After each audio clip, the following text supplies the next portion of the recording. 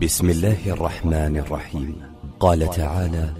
ومن أحسن قولا ممن دعا إلى الله وعمل صالحا وقال إنني من المسلمين. اب آتے ہیں چوتھے مسئلے کی جانب۔ چوتھا مسئلہ یہ ہے کہ زکوٰۃ فطر کے حقدار کون؟ کیا جس طرح سے عام زکوٰۃ کو 8 مصارف کے اندر خرچ کیا جاتا، کیا اسی طرح سے زکوٰۃ فطر کو بھی 8 مصارف کے اندر خرچ کیا جائے، یا یہ کہ صرف یہ فقیروں اور مسکینوں کا حق ہے؟ اس سلسلے میں علماء کے درمیان اختلاف ہے، لیکن راجح بات یہی لگتی ہے کہ یہ فقیروں اور مسکینوں کا حق ہے، کیونکہ نبی کریم صلی اللہ علیہ وسلم نے زکوٰۃ فطر کا جو مقصد بتایا، طہرۃ للصائم من اللغو والرفث، کی روزے دار کی پاکیزگی کے لیے اسے فرض کیا گیا، وطعمۃ للمساکین، اور مسکینوں کے کھانے کے لیے۔ تو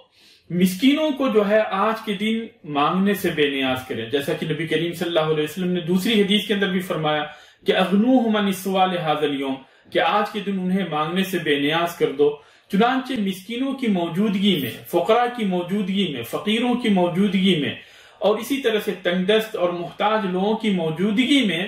زکوٰۃ فطر کو کسی دوسرے مصرف کے اندر خرچ کرنا یہ درست نہیں۔ اس لیے اس سلسلے میں راجح قول یہی ہے کہ زکوٰۃ فطر کو غریبوں اور مسکینوں کے درمیان خرچ کیا جائے، جیسا کہ عبداللہ ابن عباس رضی اللہ تعالی عنہما کی روایت ہے کہ فرض رسول اللہ صلی اللہ علیہ وسلم زکوٰۃ الفطر طہرۃ للصائم من اللغو والرفث وطعمۃ للمساکین، کہ نبی کریم صلی اللہ علیہ وسلم نے زکوٰۃ فطر کو فرض کیا ہے روزے دار کی پاکیزگی کے لیے، روزے دار سے روزے کی حالت میں جو بھول چوک ہو جاتی ہے اس سے پاکیزگی کے لیے، وطعمۃ للمساکین، اور مسکینوں کے کھانے کے لیے۔ اس لیے جو ہے زکوٰۃ فطر کو مسکینوں کے درمیان خرچ کیا جائے، مسکینوں کو دیا جائے، غریبوں کو دیا جائے، فقیروں کو دیا جائے، تاکہ وہ ہمارے ساتھ خوشی کے اندر شریک ہوں اور اپنے بچوں کے ساتھ ہمارے ساتھ خوشی منائیں، عید کی خوشی منائیں، اور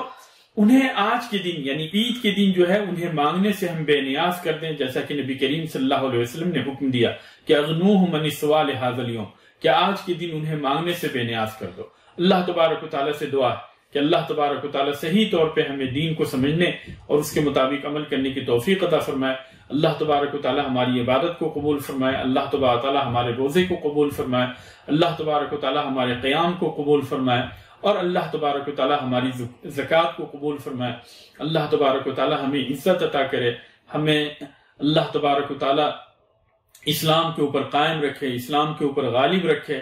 اور اللہ تبارک و تعالیٰ رمضان کے اس مبارک مہینے میں ان سارے ظالموں کو ہلاک و برباد کرے، ان کے اوپر اللہ تبارک و تعالیٰ اپنی طرف سے عذاب نازل کرے، جو کہ رمضان کے مہینے میں مسلمانوں کے اوپر ظلم و ستم ڈھا رہے ہیں۔ اللہ تبارک و تعالیٰ تو سب کی دعاؤں کو سننے والا اور قبول کرنے والا ہے۔ اللہ تبارک و تعالیٰ تو ہماری بھی دعاؤں کو سن لے اور قبول کر لے۔ آمین وآخر دعوانا الحمد للہ رب العالمین۔ والسلام علیکم ورحمۃ اللہ وبرکاتہ۔